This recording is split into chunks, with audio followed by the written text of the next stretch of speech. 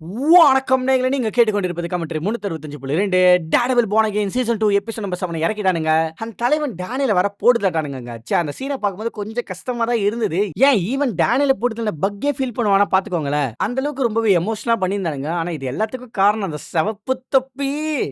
சரி அதை விடுங்க. நம்ம எதிர்பார்த்த மாதிரி இந்த எபிசோட்ல ஏகப்பட்ட விஷயத்தை இறக்கிருக்கானுங்க. அதுவும் நம்ம எதிர்பார்த்த மாதிரி புல்ஸே டேர்டெவில் டீம் அப் பண்ணதெல்லாம் செம்மையா இருந்தது. ஆனா நான் தான் கொஞ்சம் அதிகமா எதிர்பார்த்துட்டோம்னு நினைக்கிறேன். அதாவது நம்ம கேரனை ஏவிடி ஃபாலுங்க கடத்தி வச்சுக்கிட்டு அவங்க கிட்ட இருந்து நம்ம கேரனை காப்பாத்துக்காக நம்ம டேர்டெவில் புல்ஸே அனுப்பியிருப்பாரோன்னு நினைச்சேன். பட் அப்படி ஒரு விஷயம் நடக்கலனாலும் கவர்னரை காப்பாத்துனது நல்லா இருந்துச்சுங்க. நான் ரொம்பவே எதிர்பார்த்த மாதிரி மேட் மடாக் திரும்ப வந்ததெல்லாம் பங்கமா பண்ணியிருந்தானுங்க. ஆனா என்னதான் இந்த மாதிரியான பங்கமான விஷயங்கள்லாம் இருந்தாலும் டேனியல போட்டுதான் கொஞ்சம் வருத்தமா இருந்தது. அதுவும் அதுக்கு காரணமா அந்த சிவப்பு தொப்பி. சரி அதை மறுபடியும் விடுங்க. ஆனா இந்த எபிசோட்ல தான் ரொம்பவே முக்கியமா நம்ம லூக் கேஜ் லைட்டா டீஸ் பண்ணிருப்பாங்க. அது என்ன ஏதுங்கிறது எல்லாத்தையுமே இந்த எபிசோட் பிரேக்ல மொத்தமா பிரிச்சு மேஞ்சிடுவோம். சோ தொடங்குவோமா? ஓப்பனிங்கே ப்ரீவியஸ் எபிசோடோட முடிவுல அந்த சிட்டி ஆஃப் ஃபாலுக்கு எதிர்க்க ஒரு கலவரம் நடந்திருக்கும்ல. அந்த கலவரம் முடிஞ்சு இப்ப அடுத்த நாள் விடியல தான் காட்டுறாங்க. அண்ட் அப்ப இந்த ஃப்ரேமோட ஓரத்துல இருக்கிற டவர் நோட் பண்ணீங்கன்னா தெரியும். எஸ் அது நம்ம நியோ அவெஞ்சர்ஸ் டவருங்க. ஆனா அந்த கலவரம் நடந்து முடிஞ்சு இப்ப அந்த இடம் என்ன மாதிரியான நிலைமையில இருக்குங்கிறத செக் பண்ணதுக்காக நம்ம தலைவங்க டேர்டெவில் வந்திருப்பாரு. ஆனா அந்த கலவரத்துல வர 2 உயிர் போனதா நம்ம டேர்டெவில் கேட்டிருப்பாரு. அண்ட் அது எனக்கு தெரிஞ்ச வரைக்கும் ஒன்னு ஏவிடிஎஃப் சேர்ந்த ஆலன், இன்னொன்னு நம்ம ஜாவியா தான் இருக்கும்னு நினைக்கிறேன். அண்ட் இப்ப அப்படியே நம்ம கிங் பின் கிட்ட தான் வரும். இவ்வளவு நாளா நம்ம கிங் பின் வெனசாவோட ரொம்பவே சந்தோஷமான வாழ்க்கையோட இந்த சிட்டியோட மேயரா ஒயிட் அண்ட் ஒயிட்ல சுத்திட்டு இருந்தாரு. ஆனா வெனசாவை இப்ப இழந்ததும் மறுபடியும் தன்னோட கிங் பின் வாழ்க்கைக்கு போகிற மாதிரி பிளாக் சூட்டுக்கு மாறி இருக்காருங்க. ஆனா காமிக்ல கிங் பின் எப்பயுமே ஒயிட் சூட்ல தான் இருப்பாரு. அதுதான் அவருக்கு பங்கமா இருக்கும். பட் இந்த இடத்துல லைட்டா ஆப்போசிட்டா காமிச்சிருக்காங்க. நீங்க போன எபிசோட் நம்ம ஹெதர்கில் வெனசாவோட ஒரு ரெட் கம்பளை எடுத்து வச்சுப்பாங்களே, அதை நம்ம கிங் பின் இந்த இடத்துல நோட் பண்ற மாதிரி தான் காமிச்சிருப்பாங்க. பட் அங்க இருந்து தலைவன் நம்ம கேரனை பார்க்க தான் வந்திருப்பாரு. அண்ட் நம்ம கேரன் என்னதான் போன எபிசோடோட முடிவுல ஏவிடிஎஃப் சேர்ந்த பவல் பிடிச்சிருந்தாலும் அவங்க இப்ப என்ஒய்பிடில தான் இருக்காங்க. அண்ட் அங்க அவங்கள ஃபுல்லா செக் பண்ணிட்டு அவங்கள தூக்கி செல்ல போட்டதுக்கு அப்புறம் அந்த இடத்துல நம்ம கிங் பின் வந்திருப்பாரு. பட் எதுக்காக கிங் பின் கேரன் கிடைச்சதுமே போட்டு தள்ளாம அவங்க எதுக்காக இப்ப என்ஒய்பிடில ஒப்படைச்சிருக்காங்கன்னு கேட்டீங்கன்னா, நம்ம கேரனை அவர் லீகலா ஹேண்டில் பண்ண பாக்குறாரு. ஏன்னா மேயர் ஃபிஸ்க் நியூயார்க் சிட்டியை கொஞ்சம் கொஞ்சமா இழந்துட்டு இருக்காருங்க. சோ அதனால கேரனை சட்டத்துக்கு முன்னாடி நிறுத்தி அந்த இடத்துல அவங்க மேல எல்லா பழியையும் போட்டு விஜிலாண்டிஸ் எல்லாருமே கெட்டவங்கன்னு நியூயார்க் சிட்டியோட பொதுமக்களுக்கு புரிய வைக்கிறதுக்காக தான் நம்ம கேரனை ஒரு ட்ராப்பா யூஸ் பண்ண பாக்குறாரு. ஆனா இந்த கேஸ் வேற லீகலா நடக்கிறதுனால டேர்டெவிலால தனக்கு எந்த பிரச்சனையும் வராதுங்கிறதுனால தான் இந்த கேஸை அவர் லீகலா புஷ் பண்ணிருப்பாரு. பட் அந்த கேஸ்க்கு மேட் மடக்கால வர முடியும்னு கிங் பின் எதிர்பார்க்கல போல. சோ அதனால உனக்கு போன் கால் பண்றதுக்கு ஒரே ஒரு வாய்ப்பு தான் இருக்குது. அதனால நல்லா யோசிச்சு முடிவெடு சொல்லிட்டு நம்ம கிங் பின் அங்க இருந்து கிளம்ப அங்கதான் இன்ட்ரோ இறக்குறாங்க. அண்ட் அது முடிஞ்சதும் நம்ம கரெக்டா ஜெசிகா கிட்ட தான் வரும். நீங்க நம்ம ஜெசிகா மிஸ்டர் சார்ல்ஸோட வீட்டுக்கே போயிட்டு அவரை மிரட்ட ஆரம்பிச்சிருப்பாங்க. ஏன்னா அவர் தானே ஜெசிகாவோட வீட்டுக்கு ஆளுங்களை அனுப்புனது.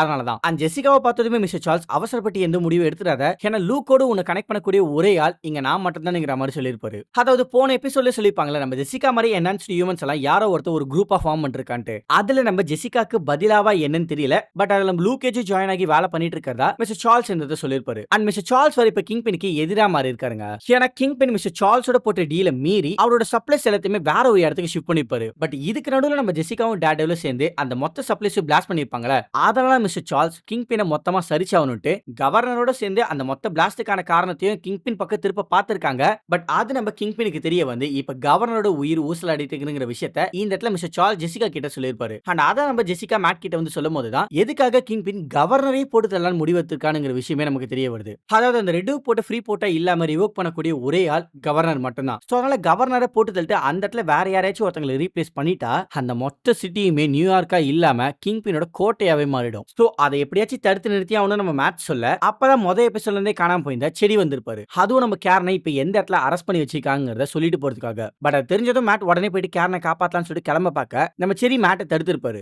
ஏன்னா நம்ம கேரனை அரெஸ்ட் பண்ணி வச்சிருக்கிற இடம் என்ஒய்பிடி, அதாவது New York city police department. So நம்ம டேர்டெவில் கேரனை அந்த இடத்துல காப்பாத்தி கூட்டிட்டு வந்தா நம்ம டேர்டெவில தான் கிரிமினல் முத்திர குத்துவாங்களே. சோ இதனால தான் கிங் பின் நம்ம கேரனை லீகலா ஹேண்டில் பண்ணிருக்காரு. ஏன்னா வேற எந்த இடத்துல கேரனை அடைச்சு வச்சிருந்தாலும் நம்ம டேர்டெவில் அழகா சென்ஸ் பண்ணி அசால்ட்டா கேரனை காப்பாத்தி கூட்டு போயிடுவாரு. இதுல 10வது வரைக்கும் ஜெசிகா வர கூட இருக்கா, சொல்லவா வேணும். சோ அதனால தான் லீகலா ஹேண்டில் பண்ணிருக்காரு. பட் இந்த இடத்துல ஜெசிகா வந்த வேலை என்னோட முடிஞ்சிச்சு, இதுக்கு மேல சார்ல்ஸ் என்னோட குடும்பத்தை சீண்ட மாட்டான்ட்டு கிளம்புறேங்கிற மாதிரி சொல்லிருப்பாங்க. பட் ரொம்பவே முக்கியமா மேட் கிட்ட கிங் பின்னை நீ விட்டனா திரும்ப வந்துகிட்டே தான் இருப்பான் அவனை போட்டு தர வரைக்கும். அதனால கொஞ்சம் ஜாக்கிரதையா இருந்துக்கோ, ஏன்னா இந்த சிட்டிக்கு நீ தேவனுங்கிற மாதிரி சொல்லிட்டு கிளம்பிருப்பாங்க. நான் போன எபிசோட சொன்னா நம்ம அங்க இங்கன்னு சுத்தி கரெக்டா பாருங்க டேர்டெவில் கிங் பின் கொல்றேனுங்கிற அந்த ஸ்டேட்மெண்ட் கூட தான் வந்து நிக்கிறோமே. சோ ஒன்னு கிங் பின்னை நம்ம டேர்டெவில் போட்டுதல போறாரு, இல்ல கிங் பின்னை வேற யாரோ போட்டு தள்ளி அந்த பழி நம்ம டேர்டெவில் ஏத்துக்க போறாருன்னு நினைக்கிறேன். பட் ஆக மொத்தம் ஏதோ ஒரு டெத் இருக்க போதுங்க, லைக் நம்ம டேனியல போலயே. ஆனா அவன் டெத் கொஞ்சம் கஷ்டமா இருந்தது. ஆனா அது காரணமா தான் அந்த சிவப்பு தொப்பி.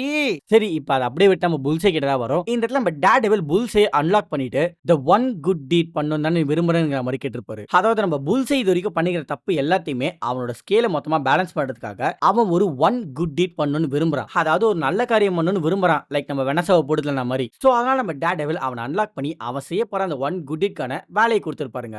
அதாவது கவர்னரை கிங்பின் கிட்ட இருந்து காப்பாத்துறது. அண்ட் இப்ப அப்படியே நமக்கு NYPD இருக்கிற கேரன் தான் காட்டுறாங்க. அண்ட் அந்த இடத்துல நம்ம கேரனை பாக்குறதுக்காக பிரெட் வந்திருப்பாரு. அதாங்க நெட்ஃபிளிக்ஸோட டேர்டெவில் சீரிஸ்ல பாத்துருக்கீங்களா, பிரெட் மஹோனி அவரே தான். அண்ட் வந்ததோட இல்லாம நம்ம கேரனை ரிலீஸ் பண்ணி வெளியில அனுப்பியிருப்பாருங்க. என்னடா அவ்வளவுதானா நம்ம கேரன் தப்பிச்சாங்களா கேட்டீங்கன்னா அதெல்லாம் இல்லங்க. நம்ம டேர்டெவில் கேரன் கிட்ட பேசுறதுக்காக ஒரு நிமிஷம் டைம் கொடுத்து அனுப்பியிருப்பாரு. சரி இப்போ எதுக்காக டேர்டெவில் கேரனை பார்க்க வந்திருக்காருன்னா, அதாவது இப்போ கிங்பின் யூனிவர்சிட்டியோட மக்களை கொஞ்சம் கொஞ்சமா இழந்துட்டு இருக்கிறதுனால நம்ம கேரனை பயன்படுத்தி விஜிலாண்டிஸ் எல்லாருமே கெட்டவங்கன்னு பொதுமக்களை நம்ப வச்சு அது மூலியமா மக்களை தாம் பக்கம் இழுக்கிறதுக்காக தான் இந்த கேஸை ரொம்பவே லீகலா புஷ் பண்றான். சோ அதனால அவனை தடுக்கிறதுக்கு நம்மளும் லீகலா தான் போயாகணும். பட் அதுக்கு நான் கிராஸ் லைன் பண்ணி ஆகணுங்கிற மாதிரி சொல்றதுக்காக தான் இந்த இடத்துல வந்திருப்பாரு. பட் அப்படி என்னடா கிராஸ் லைன் பண்ண போறான்னு கேட்டீங்கன்னா அதை நம்ம அந்த சீன் வரும்போது பார்ப்போம். இப்போ அப்படியே நம்ம ஹாக்பக் கிட்ட தான் வரும். நீங்க ஹாக்பக் கிட்ட கிங்பின் எல்லா தப்புகளையும் நம்ம கேரன் மேல போட்டு அவளை எப்படியாச்சும் கில்ட்டிங்கிற ஜட்மெண்ட்டை வழங்குறதுக்கான வேலையை மட்டும் பாருங்கிற மாதிரி சொல்லிட்டு இருக்க அப்ப அந்த இடத்துக்கு ஹெதர் கிளின் வந்திருப்பாங்க. சோ அதனால ஹாக்பக் ஸ்வாட்மேன் கேஸ்ல பண்ண மாதிரி ஹெதர் கிளினை யூஸ் பண்ணி நம்ம கேரன் மேல சின்னதா ஒரு ட்ரையல் நடத்தி அந்த ட்ரையலோட ரிப்போர்ட்ல சில விஷயங்களை மாத்திரா மட்டும் போதும் இந்த விஜிலாண்டிஸ் எல்லாருமே மொத்தமா முடிச்சு கட்டிடலான்ட்டு நம்ம ஹெதர் கிட்ட உதவி கேட்டிருப்பாங்க. அண்ட் ஹெதரும் அதை கொஞ்சம் கூட யோசிக்காம அதை அக்செப்ட் பண்ற மாதிரி காமிச்சிருப்பாங்களே. பட் இந்த இடத்துல நம்ம ஹெதரை கூப்பிட்டது கிங்பின்ங்க. அதுவும் ஹெதர் நம்ம வெனசாவோட ஒரு கம்பளை எடுத்து வச்சிருப்பால அதை நம்ம கிங்பின் கண்டுபிடிச்ச இடத்துல கூப்பிட்டுருப்பாரு. பட் இந்த இடத்துல நம்ம ஹெதர் எதுவுமே பண்ணாம மன்னிச்சு விட்டு ஒரு கம்பளை மட்டும் வச்சு என்னமா பண்ண போற இன்னொரு கம்பளை வச்சுக்கோங்கிற மாதிரி அதையும் கொடுத்திருப்பாரு. இப்ப அப்படியே நமக்கு டேனியல் பிபி தான் காட்டுறாங்க. இப்பதான் நம்ம டேனியலுக்கு பிபி தான் அந்த சிட்டி வித்வுட் ஃபியர் ரன் பண்ணிட்டு இருக்கானுங்கிறது தெரிஞ்சு அவளை கொஞ்சம் கூட நம்ம அவ கிட்ட இருந்து போன் இருந்து எல்லாத்தையுமே வாங்கிட்டு அவளை ஓரமா உட்கார வச்சிருப்பான். ஏன்னா நம்ம டேனியல் பிபியா அந்த அளவுக்கு நம்பினாங்க. ஆனா பிபி இவ்வளவு நாளா தன்னை ஏமாத்தி யூஸ் பண்ணிட்டு இருக்கானுங்கிறது தெரிஞ்சு டேனியல் செம்மையா கடுப்பாகி எதுக்காக இந்த தப்ப பண்ணிட்டு இருக்கேன்னு கேட்க அப்பதான் பிபி இந்த பிபி ரிப்போர்ட்டை நான் உருவாக்குனதுக்கான காரணமே மக்கள் கிட்ட உண்மையான விஷயங்களை நான் கொண்டு போய் சேர்க்கறதுக்காக தான். ஆனா நீ என்ன யூஸ் பண்ணி அந்த பிபி ரிப்போர்ட்ல மேர்ஃபிஸ்க் ரொம்பவே நல்லவர்ங்கிற மாதிரியான ஃபேக்கான நியூஸை போட வச்ச. அதுவும் நீ சொல்ற மேர்ஃபிஸ்க் தான் என்னோட அங்கிள் பென்யூரிக்கு கொலை பண்ணதே. சோ இதெல்லாத்தையுமே பார்த்துட்டு எப்படி என்னால சும்மா இருக்க முடியும்? அதனாலதான் அதுக்கு எதிரா நான் சிட்டி வித்வுட் ஃபியரை உருவாக்கணுங்கிற மாதிரி சொல்லியிருப்பா. பட் டேனியல் எவ்வளவு சொல்லி பார்த்தோம் பிபி பயப்படுற மாதிரி தெரியல. சோ அதனால டேனியல் பிபி ஒரு சேஃபான இடத்துக்கு கூட்டிட்டு போறேன்னு சொல்லி அவளை நேக்க பக்கு கிட்ட கூட்டிட்டு வந்திருப்பான். ஆனா அங்க போனதுக்கு அப்புறம் தான் பிபிக்கே தெரிய வருது டேனியல் தன்னை பக்கு கிட்ட கூட்டிட்டு வந்திருக்கான்ட்டு. சோ அதனால பிபி அந்த இடத்துல பயங்கரமா கதற ஆரம்பிச்சிருப்பா. பட் இருந்தாலும் டேனியல் அவளை கையை பூச்சி இழுத்துக்கிட்டு போயிருப்பாங்க. பட் ஃபைனலா பிபி இப்படிப்பட்ட ஒருத்தனா தான் நீ இருக்கணும்னு விரும்புறியானுங்கிற மாதிரி கேட்டிருப்பா. அதாவது டேனியலோட அம்மா அவங்க கிட்ட உன்னோட அப்பா உன்னை நினைச்சு பெருமைப்படுவாருங்கிற மாதிரி போன எபிசோட்ல சொல்லிருப்பாங்களே. அந்த பெருமை எல்லாத்தையுமே இந்த மாதிரியான தப்பு பண்ணி தான் நீ சம்பாதிக்க போறியானுங்கிற மாதிரி தான் கேட்கற மாதிரி இருக்கும். சோ அதனால டேனியல் அந்த இடத்துல மனம் மாறி நம்ம பிபியை தப்பிக்க விட்டு இவ்வளவு நாளா நான் தப்பு தான் பண்ணிருக்கேன். அதனால இப்போ ஒரு சரியான விஷயத்த பண்ண போறேன்னு சொல்லி நம்ம பக் பிபியை போட்டு தள்ளுறதுக்காக காத்துட்டு இருக்க அந்த வீட்டுக்குள்ள அவன் போயிருப்பாங்க. பட் நம்ம அதை அப்படியே கட் பண்ணி கேரனோட கேஸ்க்கு தான் வரும்.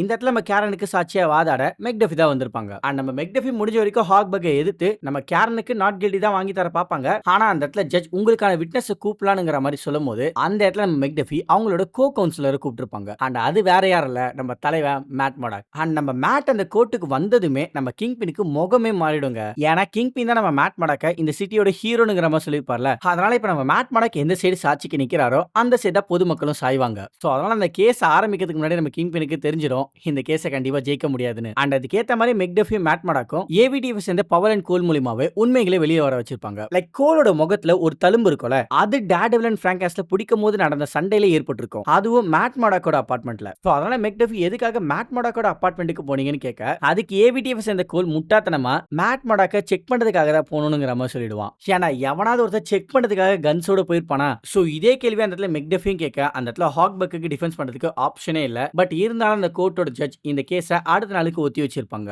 பட் இந்த இடத்துல மேட் அண்ட் மெக்டஃபி பொதுமக்கள் சைடுல ஜெயிக்க ஆரம்பிச்சிட்டாங்க. சோ அதனால கவர்னர் இதுதான் சரியான நேரம்னு கிங்பினை சரிக்கிறதுக்கான வேலையை ஆரம்பிச்சிருப்பாங்க. லைக் மேயரோட சஸ்பென்ஷன் ஆர்டரை அட்டார்னி ஜெனரல் மூலமா ரெடி பண்ண ஆரம்பிச்சிருப்பாங்க. பட் அன்னைக்கு நைட்டே கவர்னரை போட்டு தள்ளுறதுக்கு கிங்பினோட ஆள் வந்திருப்பான். பட் ஆனா அப்பதான் அந்த ஒன் குட் டீட் பண்றதுக்காக தலைவன் புல்சே அந்த இடத்துக்கு வந்திருப்பான். அதுவும் அவனை போட்டு தட்டு வெளியில நடந்து போவான் பாருங்க, பங்கமா இருக்கும். ஏன்னா என்னமோ உலகத்தையே காப்பாத்துற மாதிரி நடந்து போவாங்க. பட் புல்சே முதல் முறையா ஒரு நல்ல விஷயத்துக்காக ஒரு உயிரை எடுத்திருக்கான். ஒன் குட் டீட் நல்லா இருக்குதுங்க.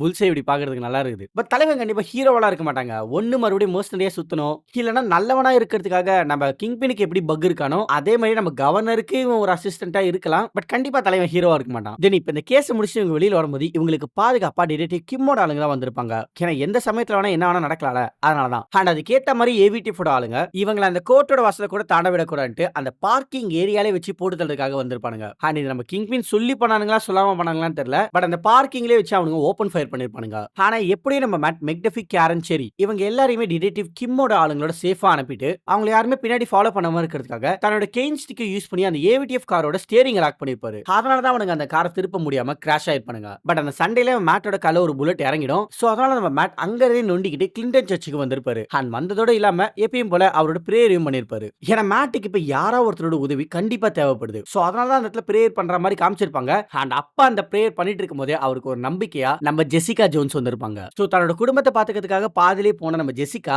மொத்தமா முடிக்கிறதுக்காக திரும்ப வந்திருக்காங்க. அல்டிமேட்டா இருக்குங்க அந்த சீன். அண்ட் இப்ப அப்படியே இந்த நம்ம கேரோட கேஸ் மொத்தமா முடியாம அடுத்த நாள் இதனை தள்ளி வச்சிருக்காங்க. சோ அதனால அவங்கள மறுபடியும் NYPD தான் வச்சிருப்பாங்க. அண்ட் அப்பா அவங்க மேல ஒரு ட்ரையல் நடத்துறதுக்காக ஹெதர் அங்க வந்திருப்பாங்க. எஸ், அந்த ஸ்வாட்மேன் கேஸ்ல அவங்க சைக்காலஜிக்கல் எவல்யூஷன் ஒன்னு எடுத்திருப்பாங்கல, அதே மாதிரி தான் இந்த நம்ம கேரன் கிட்ட எடுக்கிறதுக்கும் வந்திருப்பாங்க. அதுக்கு நம்ம கேரன் அதெல்லாம் தேவையில்ல, நம்ம கொஞ்சம் பேசலாமேங்கிற மாதிரி சொல்ல, அப்ப ஹெதர் சில பர்சனல் கொஸ்டின்ஸ்லாம் கேட்டு நம்ம கேரனை ட்ரிகர் பண்ணி அது மூலமா ஏதாவது பாயிண்ட் கிடைக்கிறதுக்கான வாய்ப்பு இருக்குன்ட்டு நம்ம கேரன் கிட்ட பர்சனல் கொஸ்டின்ஸ்லாம் கேட்டிருப்பாங்க. அதாவது நம்ம கேரன் ஆக்சிடென்ட்டா அவங்களோட பிரதர் கெவினை கொன்னிருப்பாங்கல, அத பத்தியும் விசிலே கொல்லும்போது உனக்கு எப்படி இருந்துச்சுன்னு கேட்டு நம்ம கேரனை ட்ரிகர் பண்ண பார்த்திருப்பாங்க. அண்ட் அதுக்கேத்த மாதிரி கேரன் ட்ரிகர் ஆயிப்பாங்க. ஆனா கேரன் கொஞ்சம் புத்திசாலித்தனமா திருப்பி இவங்க சில பர்சனல் கொஸ்டின்ஸ்லாம் கேட்க ஆரம்பிச்சிருவாங்க.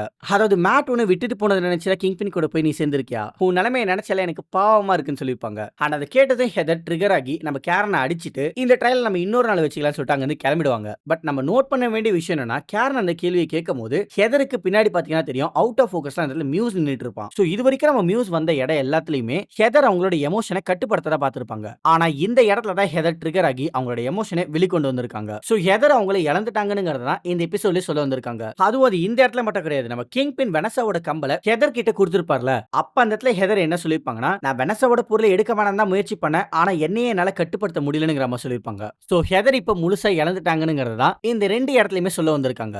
அண்ட் இப்போ ஃபைனலா நம்ம டேனியல் அண்ட் பக் கிட்ட தான் வரும். அண்ட் பக் சொன்ன இடத்துக்கு டேனியல் வெறும் கையோட வர நம்ம பக் பிபி எங்கடான்னு கேட்க, அதுக்கு டேனியல் அவ எங்க போயிருக்கான்னு எனக்கு தெரியாதுன்னு சொல்லிருப்பான். சோ இவங்க கிட்ட பேசிலாம் வாங்க முடியாதுன்ட்டு நம்ம பக் கிளவுஸ மாட்டிக்கிட்டு நம்ம டேனியலோட மூஞ்ச போட்டு பிரிச்சு எடுத்துறான். ஆனா இருந்தாலும் டேனியல் அவ எங்க இருக்கானுங்கிறத சொல்ற மாதிரி இல்ல. அதனால பக் என்ன இப்படி பண்ண வைக்காத, ஏன்னா எனக்கு இதுல சுத்தமா விருப்பமே இல்லைங்கிற மாதிரி சொல்லி நம்ம டேனியலோட தலைக்கு ஒரு கன்னை ஏம் பண்ணிருப்பான். ஆனா அதை பார்த்த டேனியல், இது ஒண்ணு ஹெல்மெட் இல்ல பக், நீ கிங்பினுக்கு ரொம்பவே விசுவாசமா இருக்க, லைக் நான் இருந்த மாதிரியே, ஆனா அப்படி இருந்து எனக்கே இப்ப தலையில கன்னை வச்சிட்டாங்க. சோ இந்த நிலைமை உனக்கும் வராதான்னு நீ நம்புறியான்னு கேட்க, அந்த இடத்துல பக் ஒரு வார்த்தை கூட சொல்லாம டேனியல அந்த இடத்துல சுட்டுறான். ஆனா அந்த இடத்துல பக் டேனியல சுடுறதுக்கு அந்த ட்ரிகர் ரொம்பவே கஷ்டப்பட்டு தாங்க அழுத்தி இருப்பான். ஏன்னா அவனுக்கும் அந்த விருப்பமே இல்லங்க. பட் வேற வழியில அந்த இடத்துல அவனை போட்டு தள்ளிட்டு அந்த வீட்டோட கதவு சத்திட்டு பக் போக அப்படியே இந்த எபிசோட முடிக்கிறாங்க. தக்காளி ஒரு தரமான எபிசோடாவே இருந்தாலும் இந்த எபிசோட பெருசா ஆக்ஷன் எதுவுமே இல்லாம ரொம்பவே பொறுமையா தான் கூட்டிட்டு போயிருப்பாங்க.